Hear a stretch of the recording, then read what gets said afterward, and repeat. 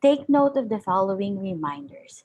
Make sure you are registered to the webinar to have your e-certificate of participation. You may visit certificate.vivalgroup.com to generate your proof of attendance. You may place your question on the comment box allotted during the session, and they will be addressed by our speaker later on. Share the video using hashtag LearnAsOnePH as our official hashtag for our VIBAL webinars. Experience learning, Kabibal.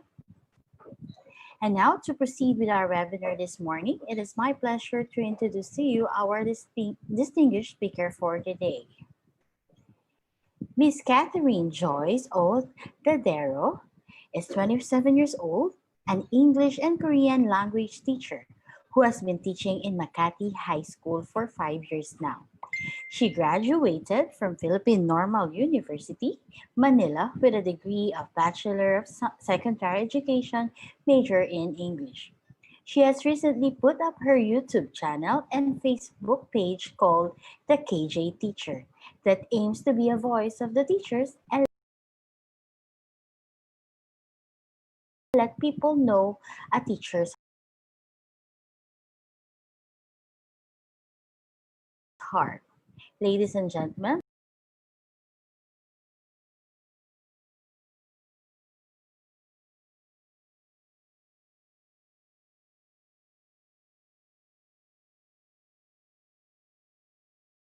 please welcome Miss Catherine Joyce.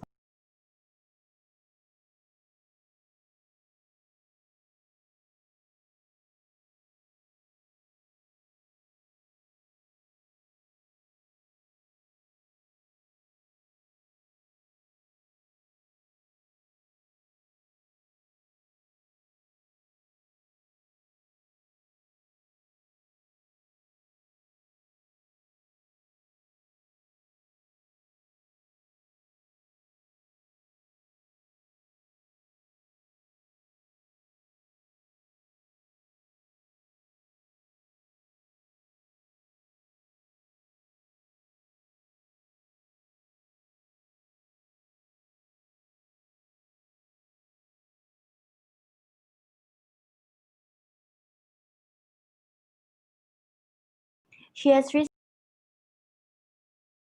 recently put up her YouTube channel and Facebook page called The KJ Teacher that aims to be a voice of the teachers and let people know a teacher's heart.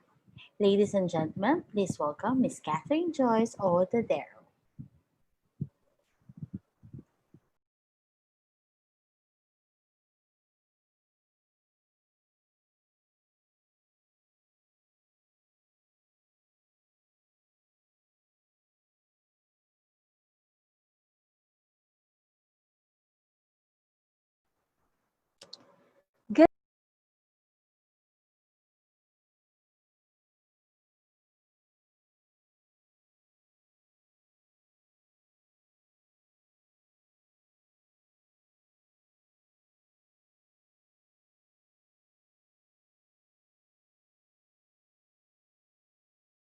Good morning po to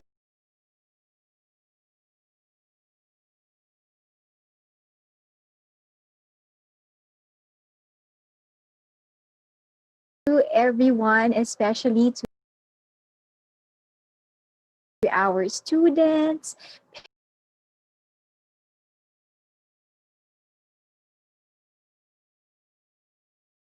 parents, and teachers who are joining us for another episode of the Facebook live sessions brought to us by VIBAL Group. I'm really happy that you could join us today, and I'm even more happy, glad really for to everyone's preparation for the new normal in education. So I asked the help of our and guardians on how they can help create an effective working closely with students and parents. So aware naman po tayo sa kanilang mga concerns and circumstances. And also as someone who have friends who are parents and even teacher parents. So I observed how they conduct themselves in preparation for the new normal education. And finally, ang disclaimer, last disclaimer po natin is that while I was preparing for this talk, I tried my best to be completely aware of the socioeconomic differences. So aware po tayo that each household has a different circumstance. So what I did in preparation for this is that I stuck to the basic tips so that it can be as applicable to as many people and households as possible. So with these disclaimers in mind, let us proceed to our goals. So we have one major goal, and that is to answer the questions that you see on your screens right now. So the first question that we need to answer is, what is the current situation in the Philippines in terms of education?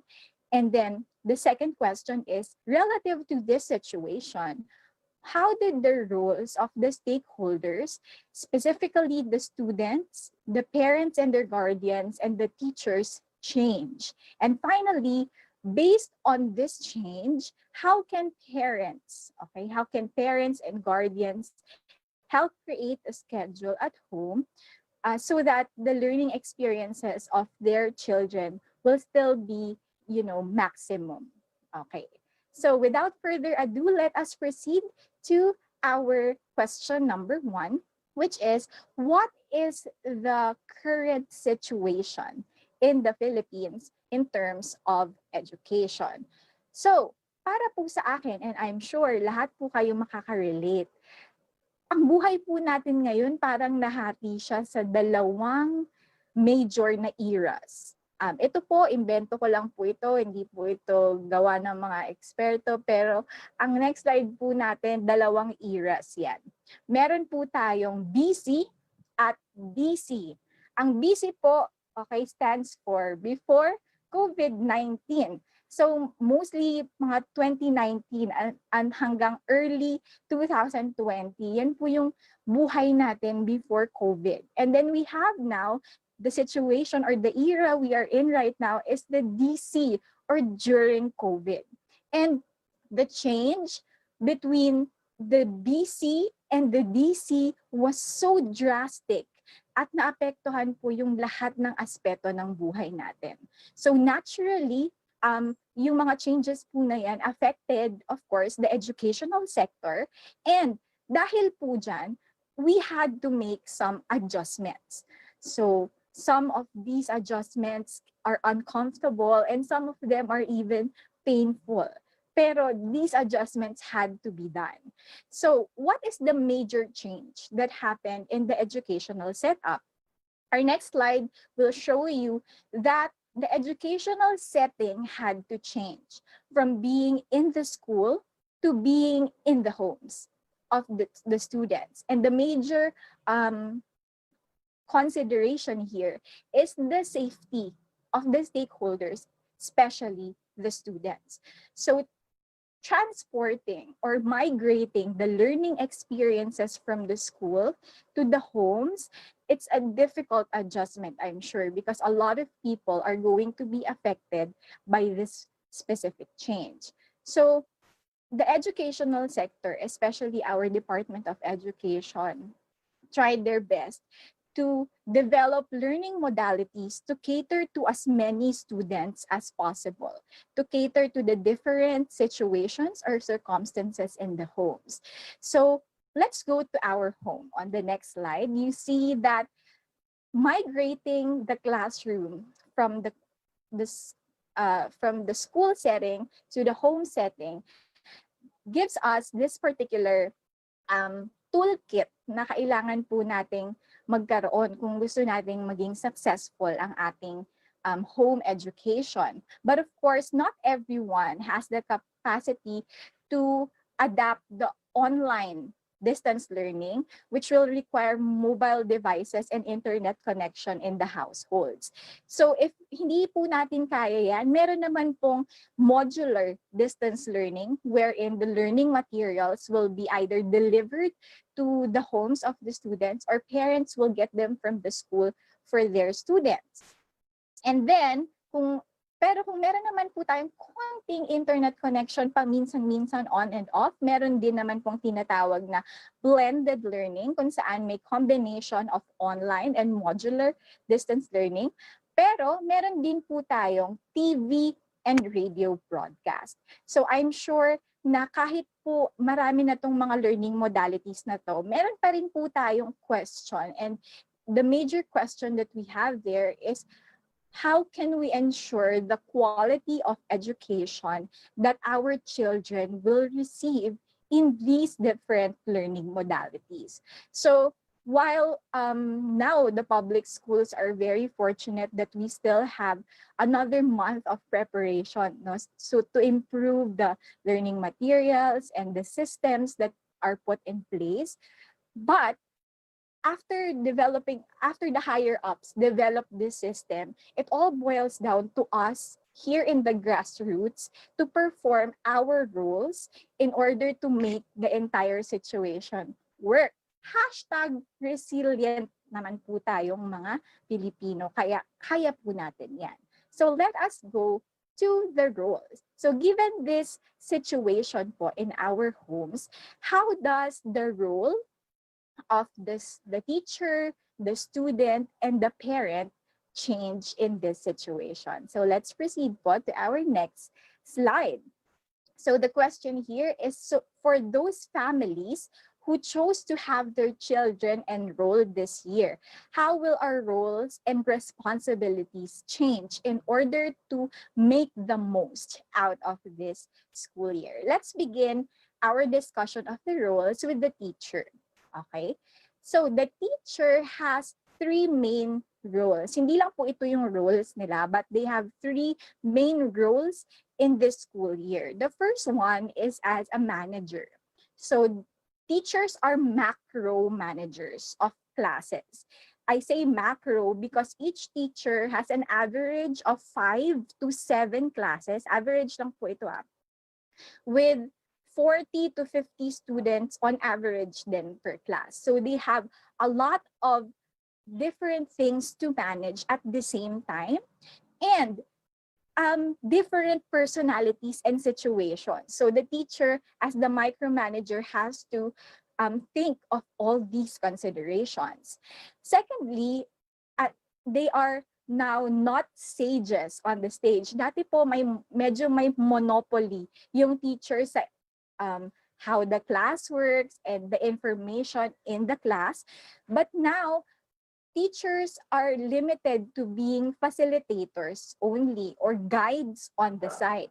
So their help sometimes will only be given if the students and their parents ask for it, especially po sa mga modular distance learning.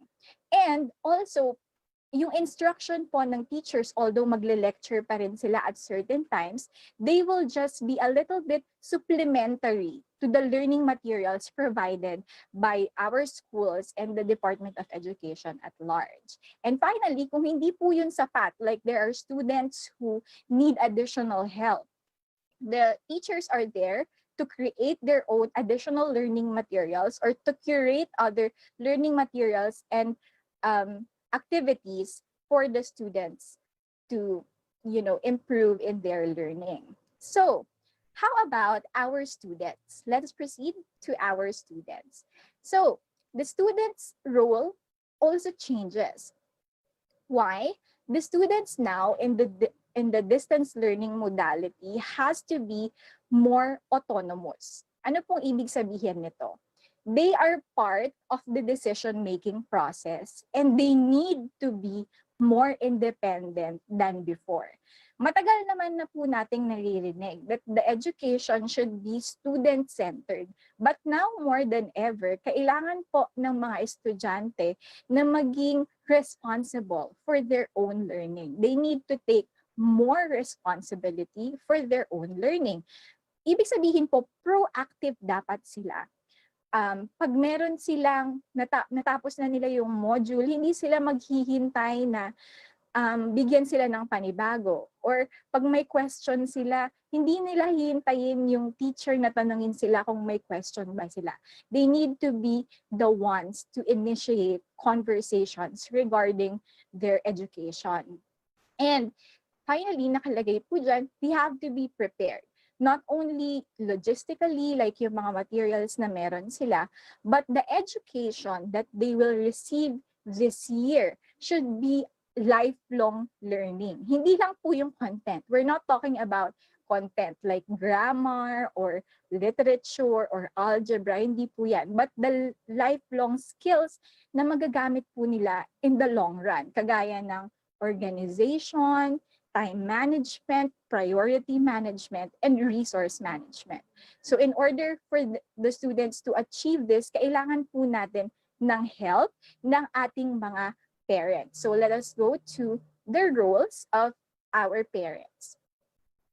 So the parents or guardians, tatawagin po natin silang guardians because some households, ang head of the household ay lola or maybe tito or tita.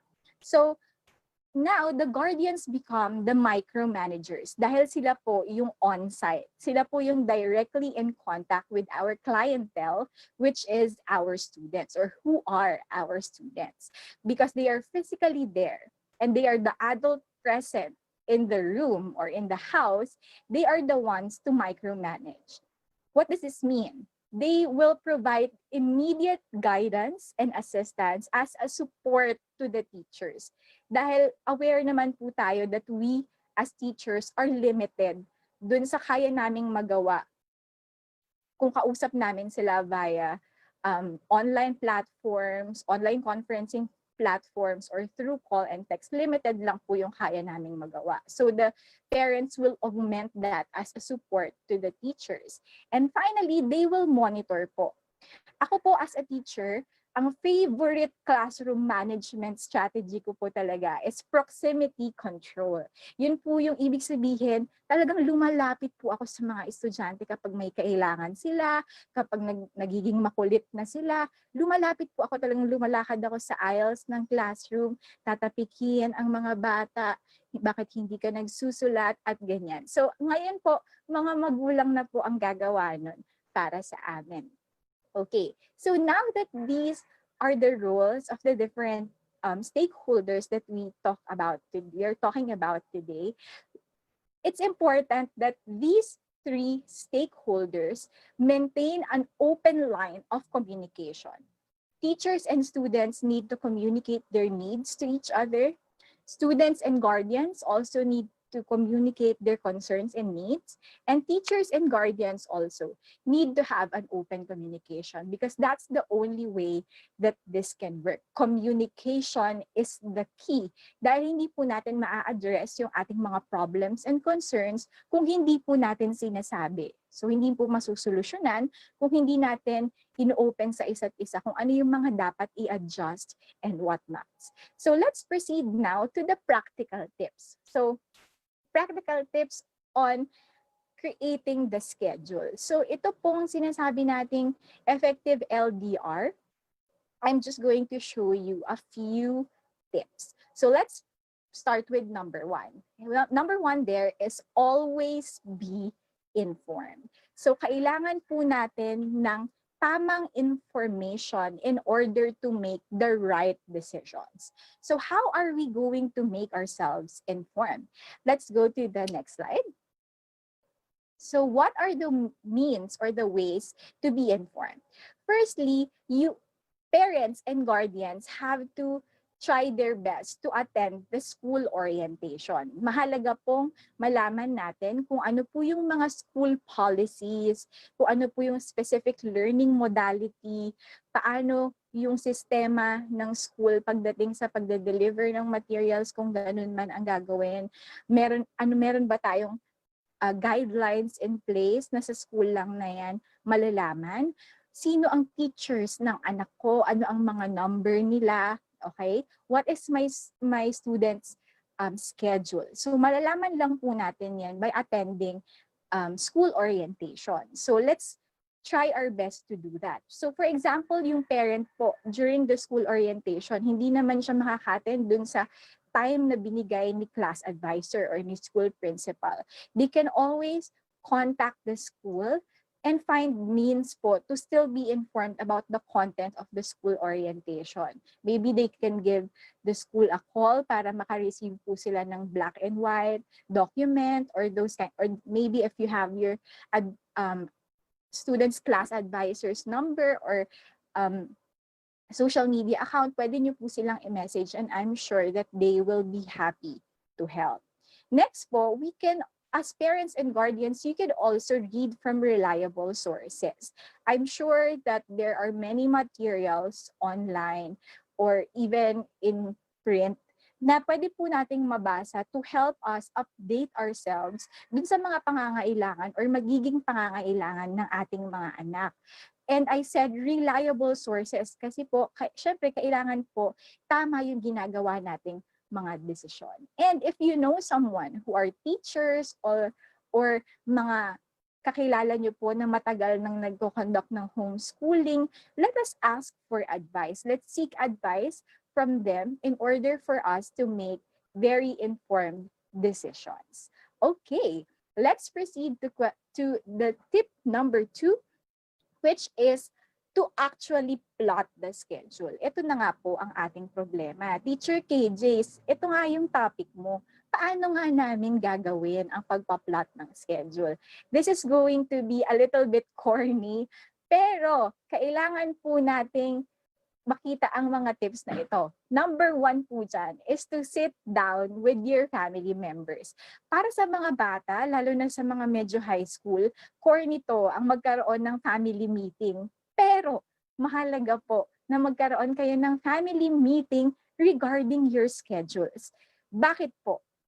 Ang schedule ng mga magulang, lalo na yung mga nagtatrabaho, for sure, magko-coincide yan dun sa schedule ng mga estudyante natin. So may mga times na hindi tayo magiging available as parents to help during the learning experience. So kailangan po ninyong mag-sit down with the family to plot yung mga schedule ng bawat isa. Like ano ang schedule ni mommy, ano ang schedule ni daddy, anong oras gumigising si lola, kailan dapat natutulog si lola, and all these kinds of things. So kailangan po lahat ng members of the family are involved in the plotting of the schedule para po, number 2, ma-negotiate natin yung terms. Halimbawa, meron pong mga families na dalawa yung estudyante, let's say, or 3, pero ang mobile device nila halimbawa sa bahay ay isa lang.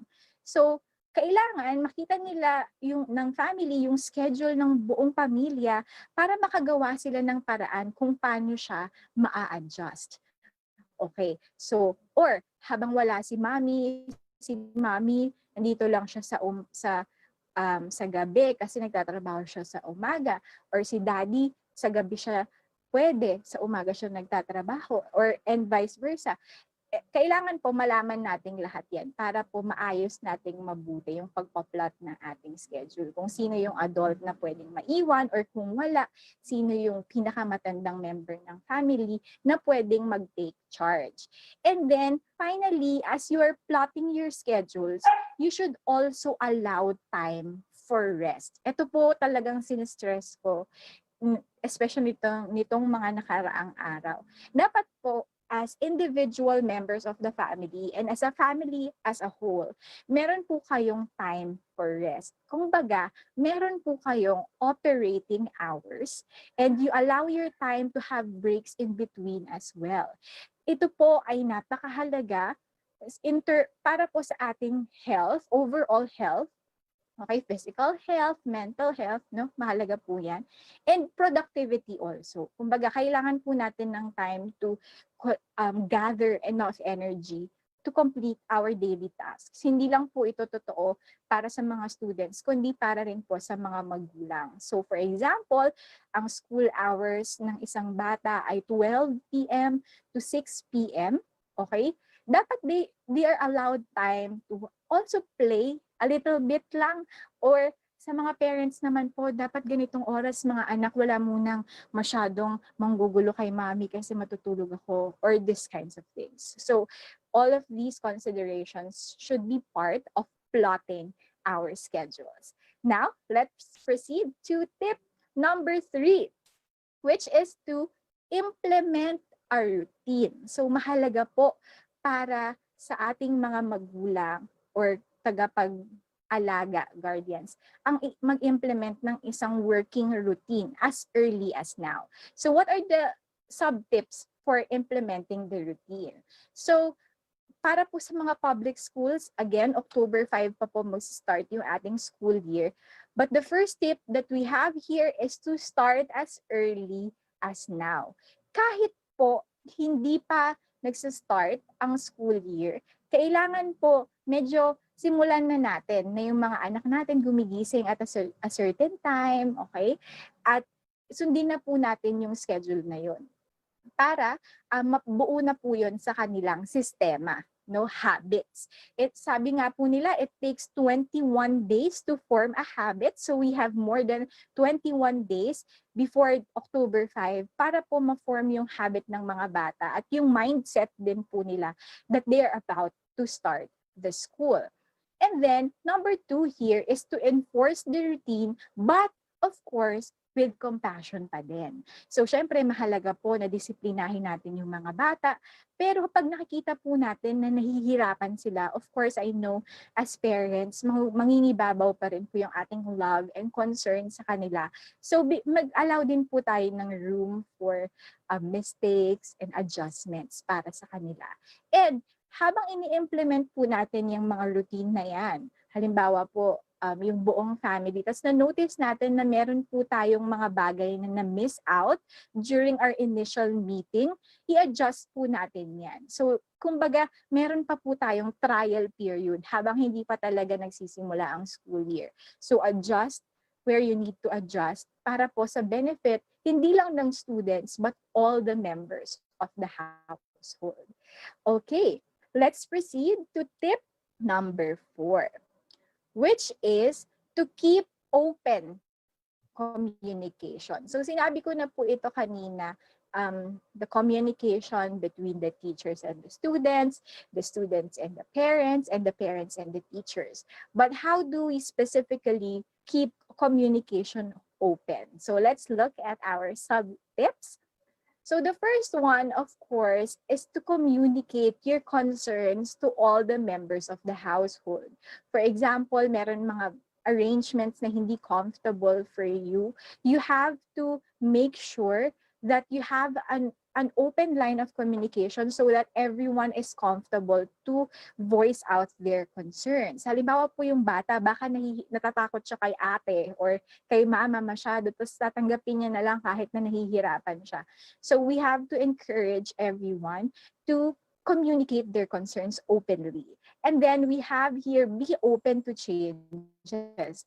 For sure po, after communicating all the family members' concerns, magbabago at magbabago po talaga yan. So there's nothing permanent in this world except change. So very cliche, but totoo po talaga yan. So somewhere along the way, talagang magkakaroon po ng mga pagbabago yan because people change and even our plans change as well. So kailangan pong maging open tayo sa ating mga changes. And finally, i-monitor po natin yung progress not only of the students but all the members of the household.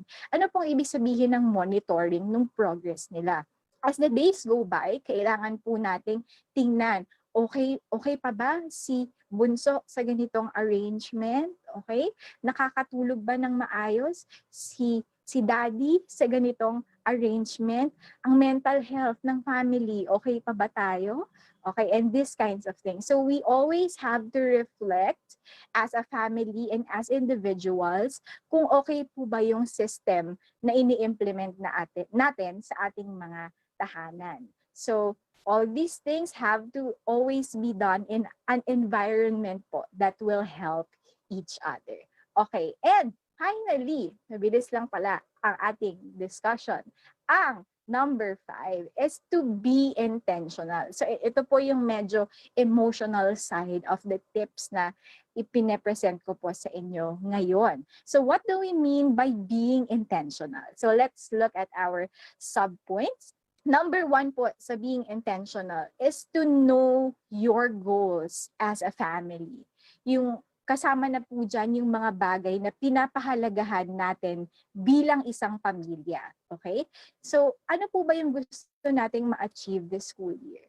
Gusto niyo po, kasama po ba sa goals ninyo na sobrang mataas yung grade ng mga anak ninyo? Or it's enough for you na nakakaagapay sila at natututunan nila yung mga lessons? Is it your goal as a family to be much closer to each other in this time habang nag-aaral kayo, ang mga bata? Okay? So, alamin po natin yung goals ng individual members of the family and ng entire family para kasama din po yun sa ating decision-making process. Next po is to try your best to always make yourself available. What does this mean? I'm sure po, syempre may mga parents na nagtatrabaho, hindi naman po sila laging nasa bahay. Gabi lang sila nandyan or umaga lang sila nandyan or saglit lang sila nandyan. But try your best to make yourself available to help the members of your family. So for example, parang mag-create po kayo ng image in your family kung saan malalapitan ko si mama or si papa kapag may kailangan ako. So my mom is just a call away or a text away. Kung sakaling nalilito na ako, yung mga ganyang bagay. So always try to make yourself available. But if you are not available, also communicate nyo rin sa ibang member. Baka pwede mo namang tulungan yung kapatid mo, etc. So try to make yourself available. And finally, of course, you have to create a supportive space. So ito po yung sinasabi ko kanina na kailangan open tayo sa lahat ng bagay, okay, kapag nagsabi ng problema, instead of judging, okay, kailangan ang initial response natin is support and affirmation. So mahalaga po yan in this time when people are very vulnerable to anxiety at pagpapanik dahil po sa uncertainty na nangyayari sa ating mga kapaligiran. So create a supportive space na meron po kayong mutual understanding that you are each other's teammates, magkakagrupo po tayo. So, itong entire school year na to is a group work between and among the members of the family and the ones that are in the educational institutions. So, let us quickly go back to the 5 tips that I presented to you. Excuse me. Okay, the first tip is to always be informed. So, alam na po natin na ang mga tips po na kasama dyan ay umattend tayo ng orientation and to get reliable information from sources and of course professionals. The second one po is to plot the schedules as a family, okay? Para po meron tayong working system within our households, and then to negotiate and allow time for each other's rest and recuperation and enjoyment as well. Our third tip is implementing the routine as early as you can. And while implementing, be open to the possible changes and adjust according to the concerns of everyone. The fourth one here is to keep your communication lines open between and among the members of the family so that you will be able to address concerns immediately. And finally, you have to be intentional in order to create an environment in the house that is conducive to learning and also to the achievement of the family and individual members' goals. So those are the 5 tips po that I can share with you. Alam ko po, very basic yan at maybe yung iba po sa inyo sasabihin nyo na alam ko na yan, Teacher KJ, but it always pays to go back to the basics kasi survival po natin yan survival guide po natin yan in navigating through this pandemic. So let's see po, let's just quickly check kung na-hit po ba natin yung ating mga goals. We are able to answer naman po what is the current situation in the Philippines relative to education, BC and DC, okay?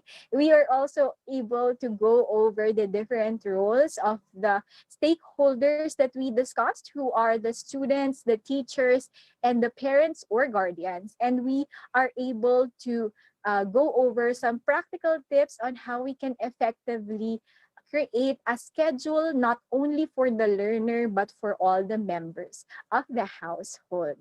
So, ayan po, dahil nasagot na po natin yan, I hope that at this point ay makakagawa na po kayo ng isang effective hashtag LDR or Learner's Daily Routine that will work for you and your child this coming school year. So at this point po, let's just remember that with the students at the center of education, I hope that this talk also helped to put an emphasis on the importance of the partnership between parents and guardians and the teachers in making sure that um, the students will achieve their greatest potentials that this pandemic allows for everyone. And also, I hope that this will encourage parents and guardians to have an increased involvement. I know involved naman na yung mga parents and guardians natin, but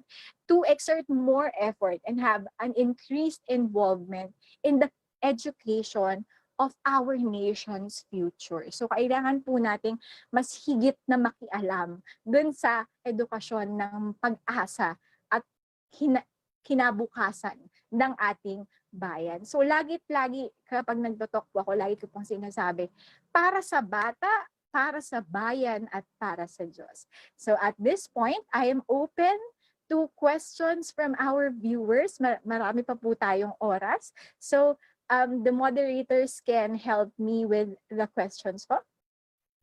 Thank you po, Teacher KJ. Our first question po is from Sir Dennis, ma'am. Good morning po. Ano po ang magiging advice niyo po sa mga parents sa paggawa ng routine ng mga anak ay nasa elementary level pa po?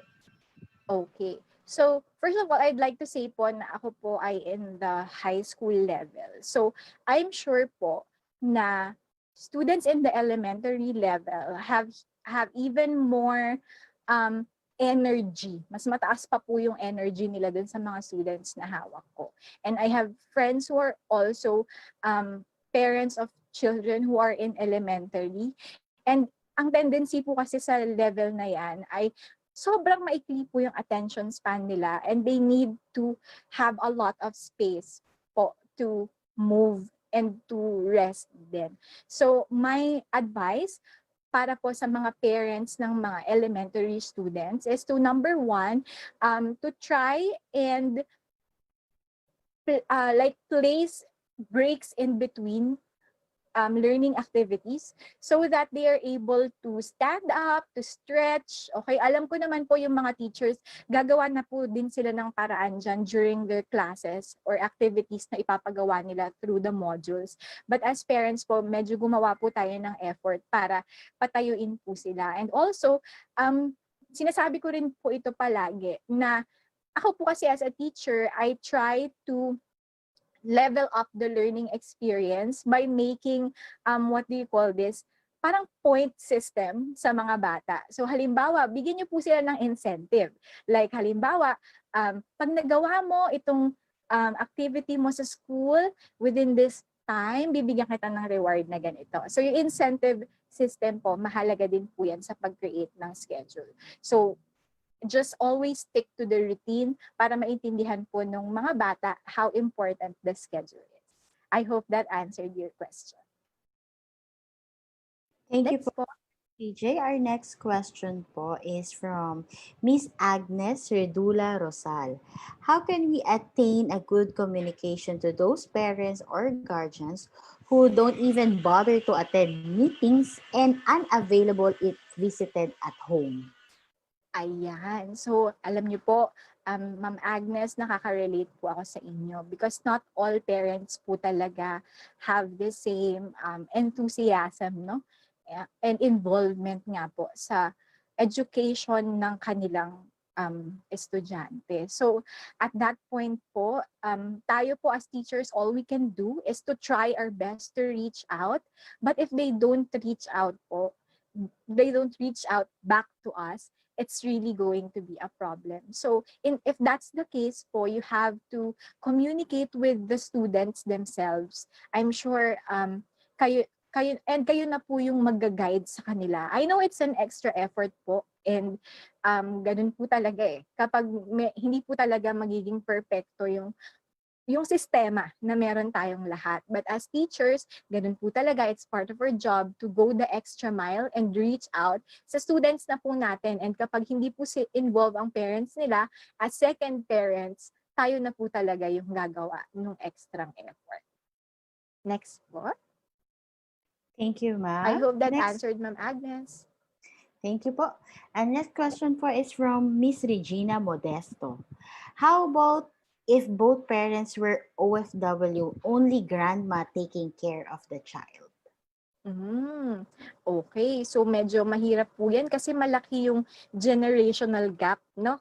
So at this point po talagang mahalaga for the grandparent to have an open communication sa ating pong teachers para malaman po niya exactly how she can guide or assist yung bata sa bahay. I know it's difficult na po at their age to learn technology, halimbawa, or to assist especially po in terms of content. So like what I said, babalik at babalik po ako dun sa tip na i-communicate lang po natin yung concern. So halimbawa po, as parents na OFW, meron din po kayong contact with the teacher or the advisor of your child. I-communicate nyo po na, ma'am, ang adult lang po sa house is yung grandmother, pwede niyo po ba siyang i-assist? And I'm sure po the teachers will also find a way para po ma-address yung ating concern na yan.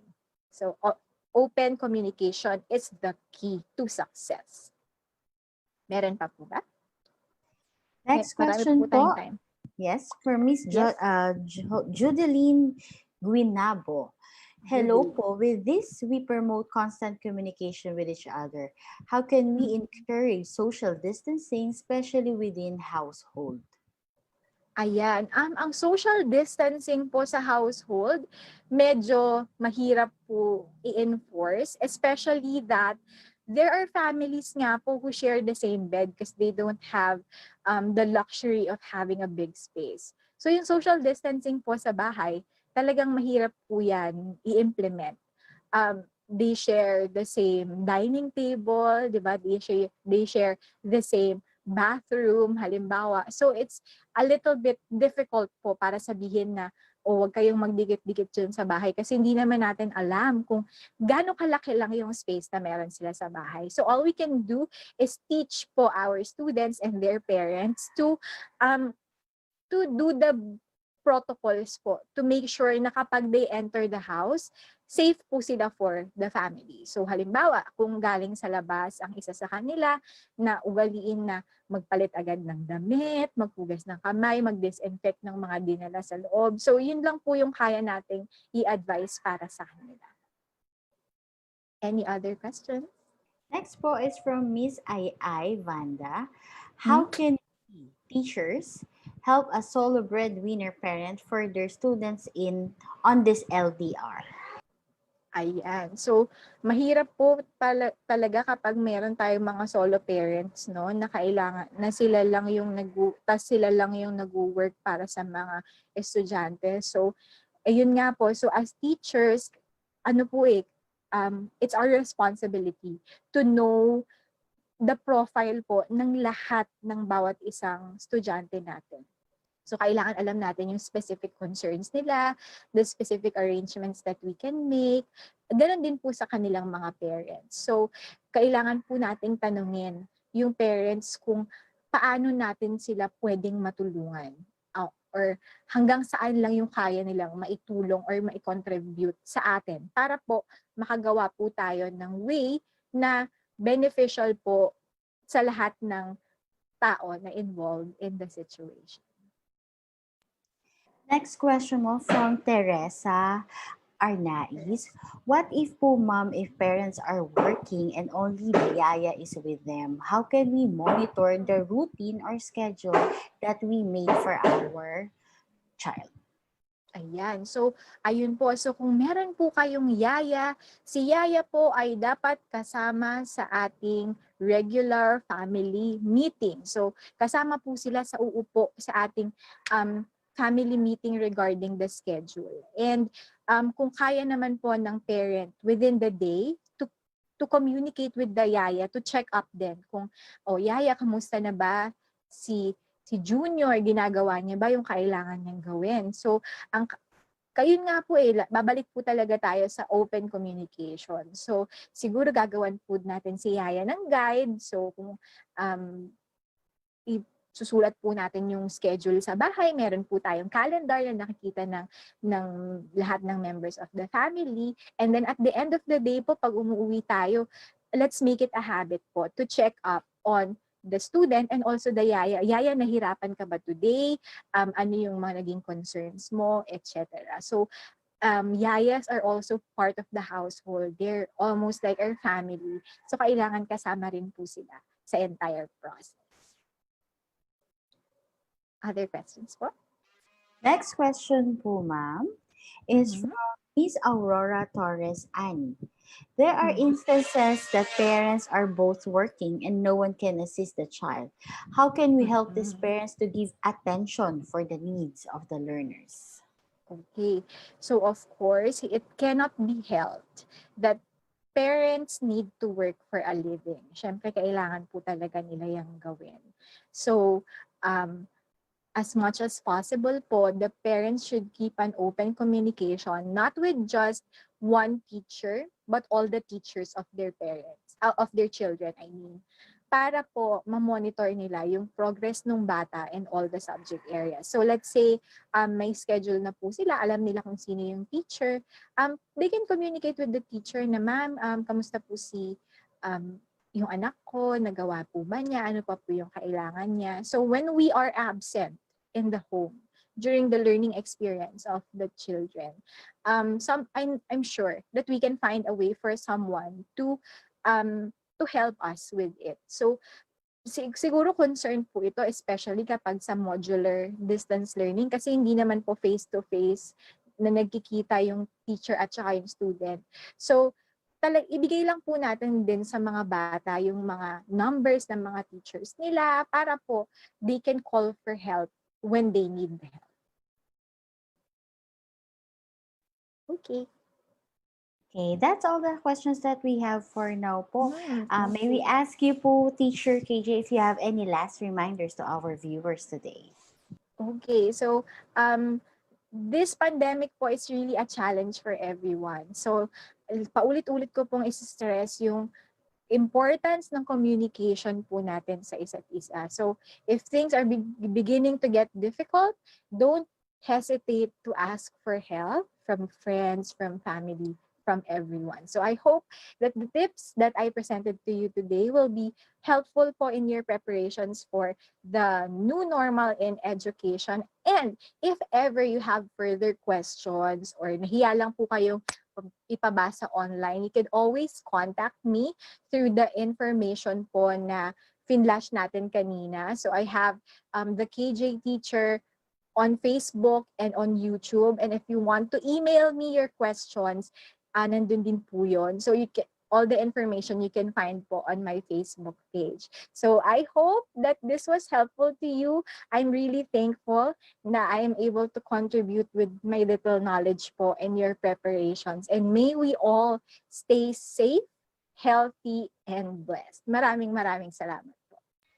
There we have it. In behalf of VIBAL Group Incorporated, I would like to thank you, Teacher KJ, for being our speaker for this morning, for giving us an insightful learning session. It is an honor to have you with us today. And to all our VIBAL viewers, all thanks to you for your continuous patronage to our daily learning session. We'll see you for our YouTube Live this afternoon. Muli, maraming salamat at magandang araw sa ating lahat. Goodbye po! Thank you very much, everyone.